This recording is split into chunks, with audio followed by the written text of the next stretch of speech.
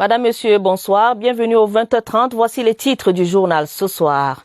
Des ex-combattants, mieux des repentis qui en appellent au dépôt des armes et à la paix.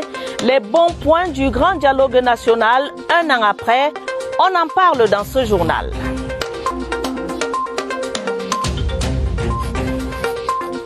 Le cacao camerounais en vitrine.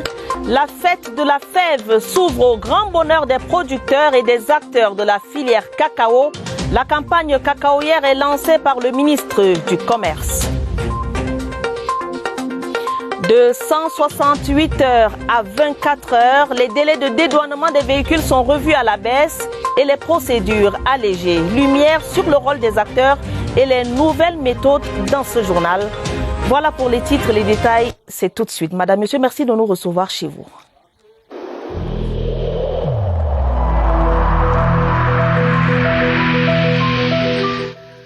Le port du masque dans l'espace public restera obligatoire jusqu'à nouvel ordre.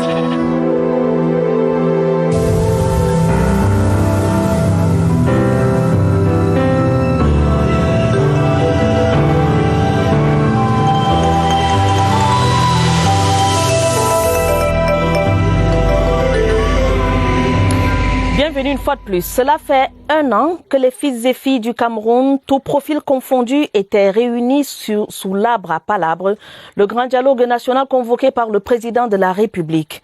Depuis lors, on a fait du chemin, au point que les convertis, les ex-combattants séparatistes se comptent par dizaines. Parmi eux, David. Il s'appelle encore General Capture and Destroy.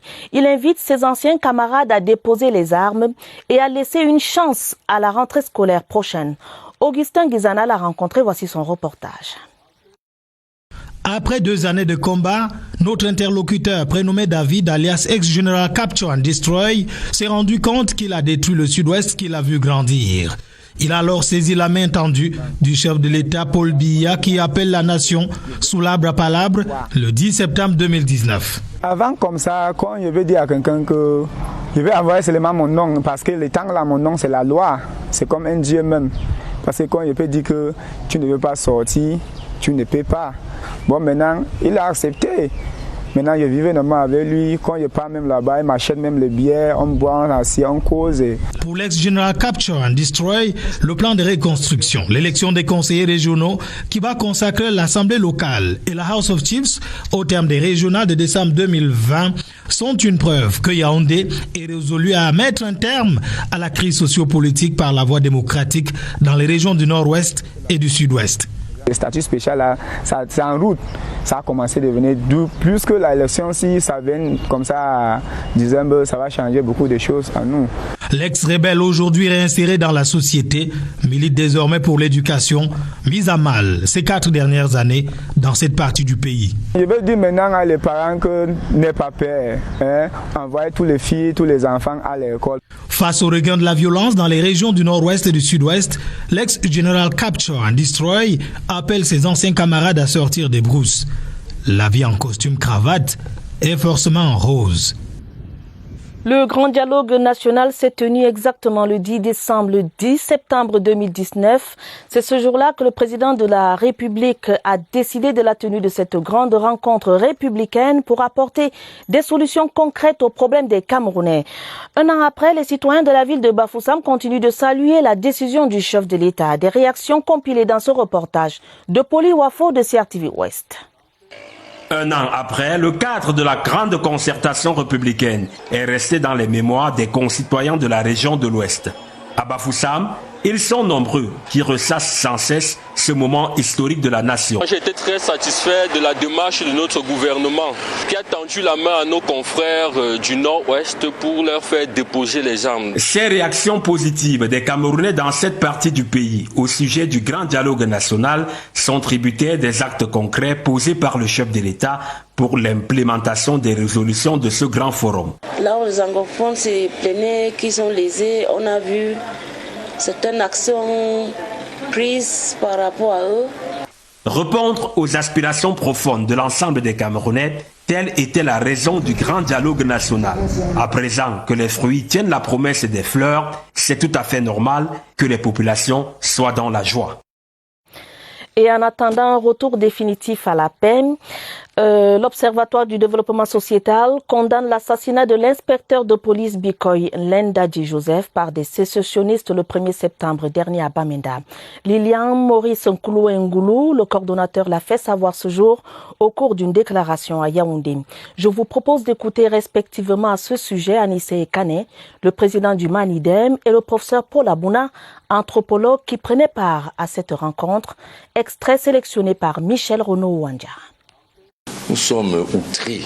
En réalité, on voit que c'est de la provocation. C'est une stratégie bien huilée qui voudrait que l'armée revienne dans les rues de Bamenda et que les organisations internationales crient à l'occupation militaire du nord-ouest et du sud-ouest. On le fait pour les civils, c'est dommage, mais lorsqu'on le fait pour une autorité investie du pouvoir de l'État, c'est une sorte de rénonciation à l'État qui a investi cette autorité-là. La police, c'est le symbole de la sécurité intérieure, de la sécurité de l'État. Je vous le disais dans les titres du journal, le top départ de la campagne cacaoyère 2020-2021 a été donné ce vendredi à Yaoundé par le ministre du Commerce, en présence du ministre de l'Agriculture et du Développement rural. Luc Magloire Barga Tangana et Gabriel Mbayirobe ont rappelé la place centrale de la filière cacao au sein de l'économie nationale. Les détails avec Luc, bienvenue au Nana. Des prises de parole, quelques explications sur la saison écoulée, une présentation du marché international, des actions à mener au cours des 12 prochains mois. Voilà qui aura ponctué le lancement de la campagne cacaoyère 2020-2021, articulée autour de 3 champs. Vigilance, confiance et résilience. Vigilance en ce que la pandémie du coronavirus continue de produire ses effets. Confiance en ce que toutes les mesures nécessaires sont prises. S'agissant du producteur, notre objectif c'est de continuer de lui assurer un revenu qui soit décent. Et la résilience en ce que, partant de la campagne dernière où les prix bord champ sont restés à des niveaux largement acceptables, nous tenons à ce que nous ne nous éloignons pas trop de ce niveau de prix. Pour y parvenir, l'interprofession comme l'État, à travers le ministère de l'Agriculture et l'Office national du cacao et du café, ont promis d'accompagner le producteur tant sur le plan technique que sur le plan financier.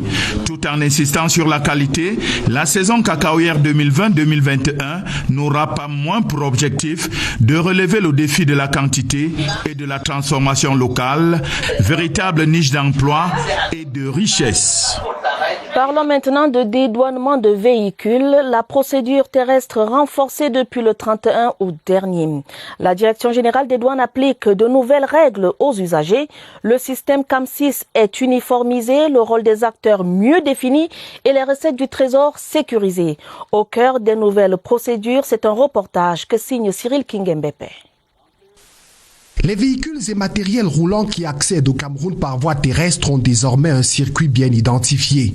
Il faut améliorer la qualité de la prise en charge des véhicules importés, encadrer davantage les procédures qui permettent de conduire une marchandise du point d'entrée vers le point de destination qui va recevoir le redouanement, d'harmoniser, de faciliter et de clarifier les procédures. Fini les intermédiaires et la paperasse jusque-là, cauchemar des usagers. Il ne s'agit plus d'aller dans une espèce de jungle normative. Vous avez un seul instrument qui vous permet de voir plus clair en ce qui concerne les procédures de dédouanement. Lorsque vous avez un usager qui sait ce qu'il doit faire avant l'arrivée de la marchandise, ce qu'il doit faire au moment de l'arrivée de la marchandise, il a anticipé sur tout cela. Et en moins de 24 heures, vous avez votre attestation de dédouanement. À la Direction générale des douanes, la sécurisation des recettes de l'État est ainsi acquise. Vous avez des bureaux qui sont identifiés. Vous ne pouvez pas aller au-delà ou en dehors de ces bureaux. Et puis également, vous avez les procédures informatisées. Donc, on sécurise la matière et on sécurise également l'impôt. Depuis le 1er septembre 2020, ces opérations douanières se font sous un ciel sans nuages. Et c'est tant mieux.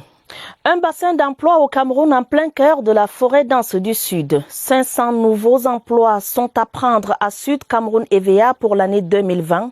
Annonce faite par le directeur général de l'entreprise au ministre de l'Emploi et de la formation professionnelle.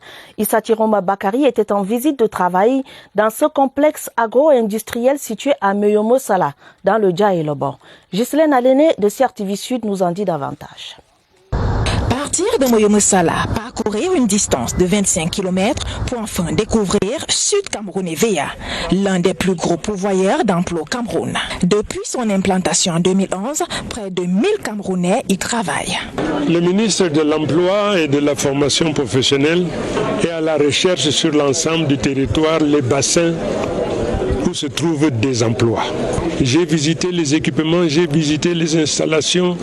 C'est la technologie de pointe. Que ce soit au centre de formation professionnelle, dans les écoles, à l'hôpital ou dans la zone industrielle, le ministre a échangé avec chacun des responsables. Issa Tiroma Bakari a touché du doigt le vécu quotidien des travailleurs de cette exploitation portée sur la culture de l'EVA. Le Minefop a invité les responsables de ce complexe vieux de 9 ans de continuer à collaborer avec tous les services compétents de l'État. Proposition accueillie favorablement par le directeur général Jimmy Francis, qui a par ailleurs annoncé la création de 3000 emplois dans les 4 prochaines années. Dans le même sillage, des jeunes du Sud-Ouest outillés pour s'auto-employer et lutter contre le chômage, un renforcement de leurs capacités organisé par la délégation régionale de l'emploi et de la formation professionnelle à travers un séminaire. Cathy Nanjou pour le compte-rendu. Le sous-emploi fait partie des difficultés auxquelles font face les jeunes de la région du Sud-Ouest. Cependant, l'auto-emploi reste une des voies incontournables pour pallier efficacement à ce problème. D'où l'organisation d'un séminaire sur l'emploi et l'insertion socio-professionnelle des jeunes. Le gouvernement ne peut pas employer tout le monde. C'est pour ça qu'on est ici pour encourager les jeunes pour devenir les propres créateurs d'emplois. Occasion tout trouvée pour les jeunes de présenter leur génie créateur. La machine à cuisiner de Wam Elvis était la découverte du jour. Avec cette machine, il y a autre création qu'on a associée en base de transformation de déchets. Pour les organisateurs, la question d'employabilité des jeunes est un enjeu inscrit au cœur de leurs préoccupations. Les résultats du baccalauréat de l'enseignement secondaire général sont disponibles depuis cette mi-journée du 11 septembre. Les candidats ont pu consulter leurs résultats à travers un numéro court, le 8070. Un mécanisme bien huilé d'année en année, mais le babillard, tout comme la radio, n'ont pas disparu du champ des résultats. Sadou Mamoudou. C'est un instant qui vient boucler des années du secondaire. Le premier jour du reste de leur cursus. Du coup, pas question de louper le rendez-vous. Les résultats, je peux dire que j'étais tellement stressée. Mais à un certain moment, le stress s'est arrêté parce que j'avais confiance. Le numérique joue sa partition.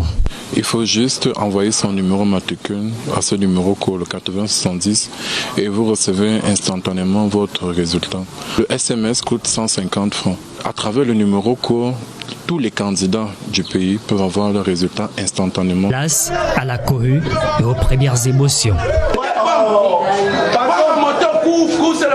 Avec mention assez bien, malgré toutes ces perturbations qu'il y a eu depuis l'arrêt des cours et jusqu'à la reprise des cours. Ah, les parents, premiers interlocuteurs au téléphone. Certains ont même fait le déplacement. Passons sur les visages tristes qui n'ont pas obtenu le précieux sésame. Pour la grande majorité, c'est le soulagement et la fête à l'horizon. Félicitations aux nouveaux bacheliers. Le personnel de la division des nouveaux médias de la CRTV renforce ses capacités à l'IAI Cameroun. La formation de 2 jours animée par des experts en TIC porte sur le marketing digital.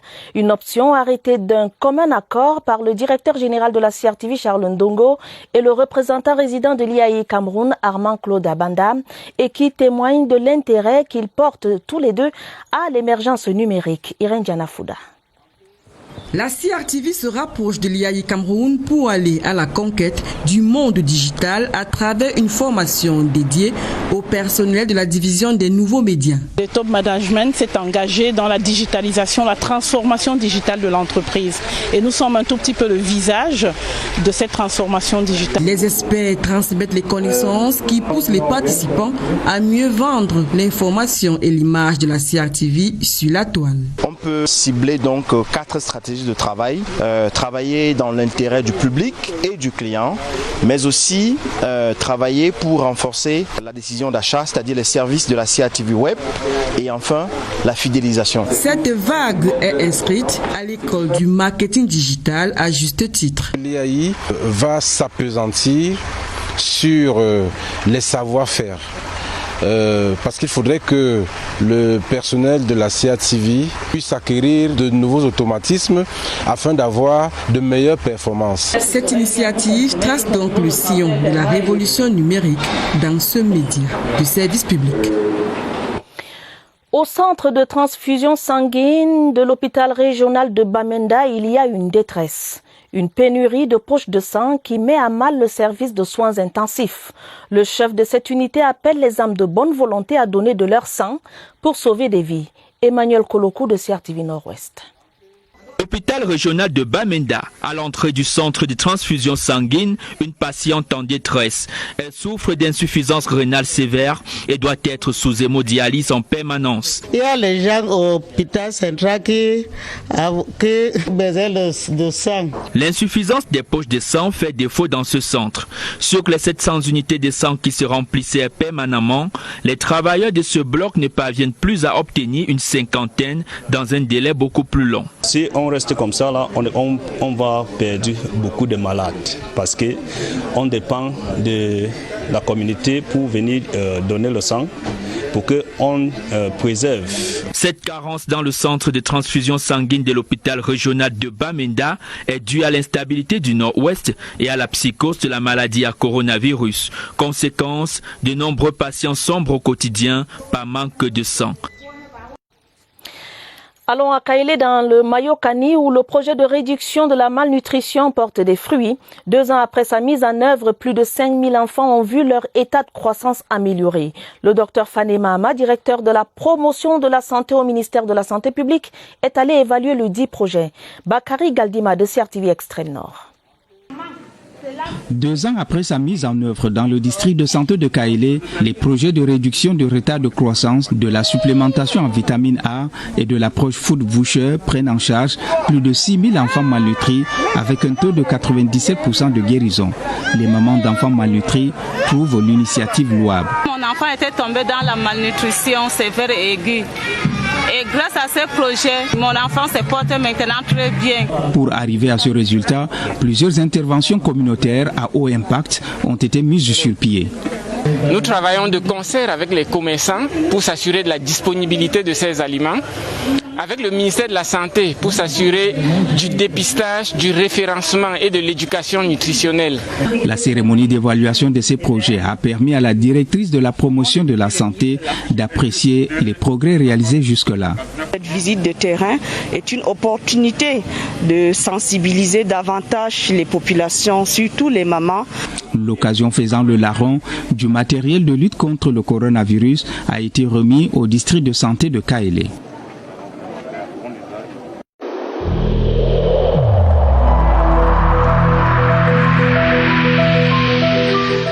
N'oublions pas que la négligence d'une seule personne peut nuire gravement à l'ensemble de la communauté.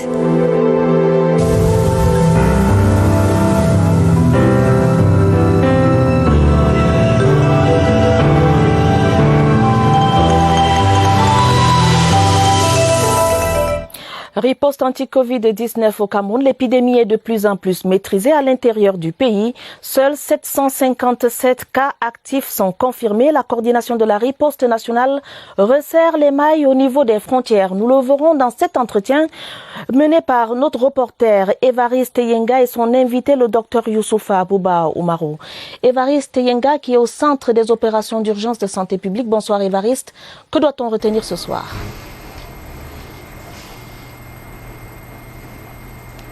Bonsoir à Tabadini Omar. La surveillance transfrontalière nous préoccupe ce soir. Vous le savez, les frontières camerounaises restent toujours fermées officiellement, même si de temps à autre, il y a un petit trafic à la faveur des vols spéciaux. On va prendre la direction du littoral ce soir. Le chef du poste sanitaire de l'aéroport international de Douala est notre invité ce soir, le docteur Youssoufa Bouba Oumarou. Bonsoir docteur. Bonsoir monsieur. Comment préparez-vous la réouverture des frontières à l'aéroport international de Douala? Oui, merci. La réouverture des aéroports, la réouverture des frontières au niveau de l'aéroport international de Douala se fait à tous les niveaux, allant de l'autorité aéronautique aux ADC en passant par le secteur sanitaire bien sûr, sans oublier toutes les autres structures aéroportières. Concernant le secteur de la santé, tout le dispositif est mis en place pour faciliter les embarquements et débarquements de tous les passagers dans le respect scrupuleux des mesures barrières fixées par le gouvernement. Entre-temps, il y a de temps en temps des vols spéciaux. Comment procédez-vous à la surveillance des passagers? Comment se passent les contrôles sanitaires? Concernant les vols spéciaux qui ont eu des autorisations particulières d'atterrir à l'aéroport international de Douala, il y a un dispositif qui a été mis en place aussi. Pour chaque passager qui arrive, nous prenons la température au thermoflash, nous réalisons la désinfection des mains, des bagages à main ainsi que des bagages à sous. Puis vient la vérification des résultats des tests Covid. Parce que chaque passager doit nous présenter un résultat de test Covid PCR négatif datant de moins de 3 jours. Si le test date de plus de 3 jours, le passager est retesté par un test de diagnostic rapide avant de continuer les autres formalités de débarquement au sein de l'aéroport si jamais son test rapide s'avère négatif. Au cas où le test est positif, le passager est conduit directement au centre de prise en charge de Yassa et tous les autres passagers du vol sont considérés comme cas contact et ils sont suivis pour une durée d'au moins 14 jours par l'unité de suivi de contact. Merci à vous, docteur, d'avoir été disponible et disposé à répondre à nos questions. Cet entretien vient de s'achever à Tabadini Omar. Juste ce rendez-vous de demain, on poursuit la tournée régionale. On recevra le délégué régional de la santé publique pour la région de l'Ouest. À vous le plateau. Merci. Merci Évariste Yenga. Rendez-vous est bien noté. Demain, nous allons à Bafoussam.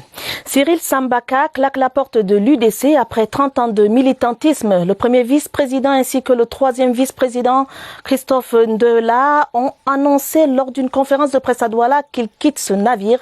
Si rien n'a filtré sur l'avenir de Cyril Sambaka, l'homme politique annonce la mise sur pied d'une mutualisation des forces politiques au Cameroun. Rufin Kacham de CRTV Littoral. Tout a été bien orchestré pour que cette démission soit un message fort qu'on passe aux anciens amis d'hier. Après le départ du président Adamou Damdjoya, une poignée de gens se sont retrouvés à Fumban et se sont autoproclamés les dirigeants du parti. Et lorsque Suzanne Kalalobe lui rappelle que toute démission en politique est un échec, l'homme politique qui revendique plus de 30 ans de militantisme dans cette formation botte subitement en touche et se dit plutôt serein par rapport à son avenir politique.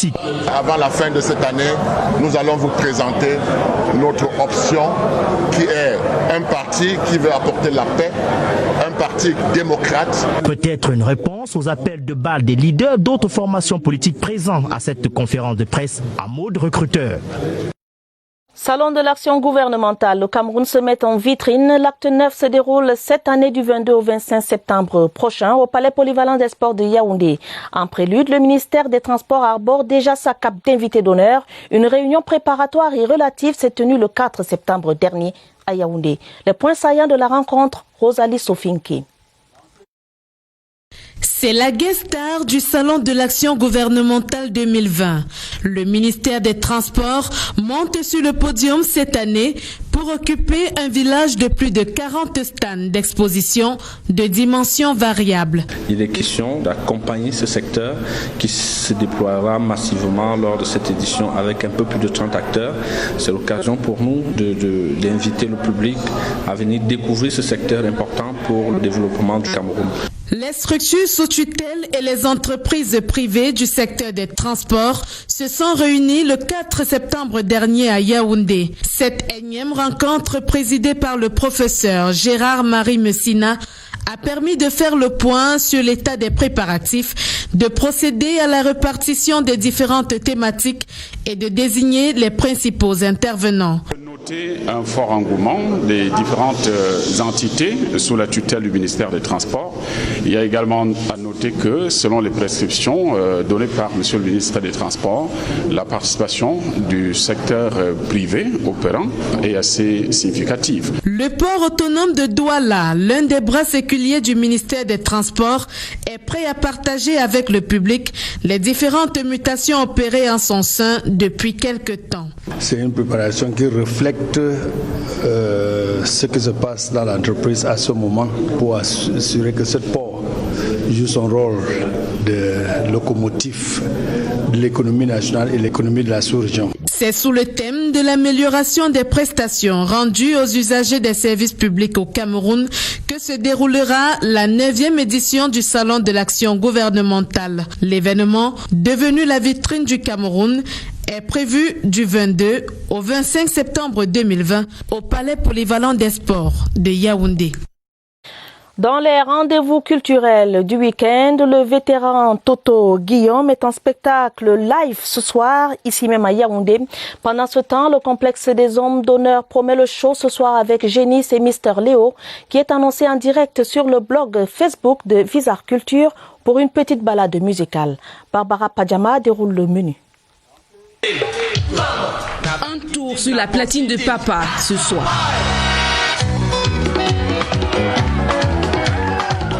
Le vétéran Toto Guillaume sort sa godasse musicale 100% live sous les projecteurs de la Sanza à Yaoundé. Autre destination avec une autre génération, son visa. Mr. Leo fait la cour à votre samedi soir.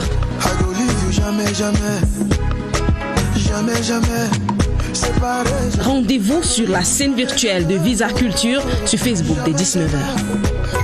Les hommes d'honneur vous attendent dans leur complexe culturel de Yaoundé pour vous présenter de jeunes génies du Bikouti.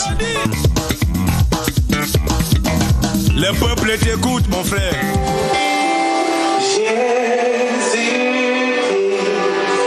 Thérapie spirituelle ce dimanche dès 16h à l'Assemblée d'un Kolmitang à Douala.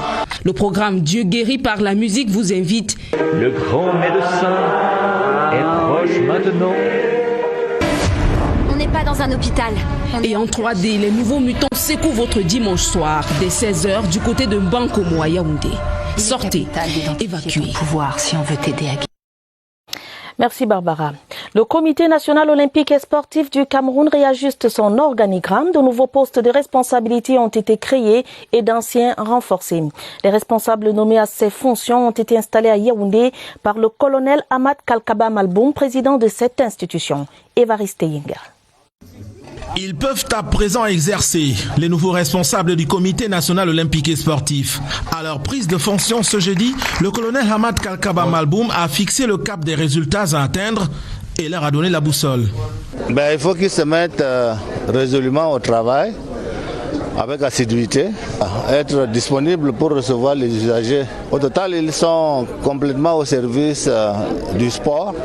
Les sportifs, les encadreurs, les officiels et tous ceux qui ont un intérêt dans le sport. Expérience et jeunesse se combinent. Si certains intègrent la maison du sport et de l'olympisme pour la première fois, d'autres, en revanche, s'inscrivent dans la continuité. Les profils de carrière ont guidé leur sélection. C'est une fonction que j'assumais quand j'étais encore en service au ministère des Sports.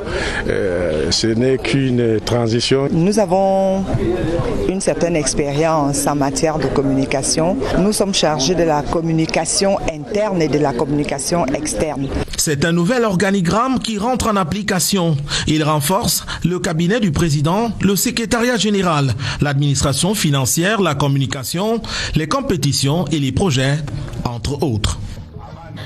Un mot sur la commémoration des attentats du 11 septembre 2011. L'hommage aux victimes du World Trade Center s'est fait dans ce contexte de la crise sanitaire du Covid-19 et de la campagne en vue des élections présidentielles du 3 novembre prochain. Les deux candidats ont mis temporairement en sourdine les attaques habituelles au vitriol.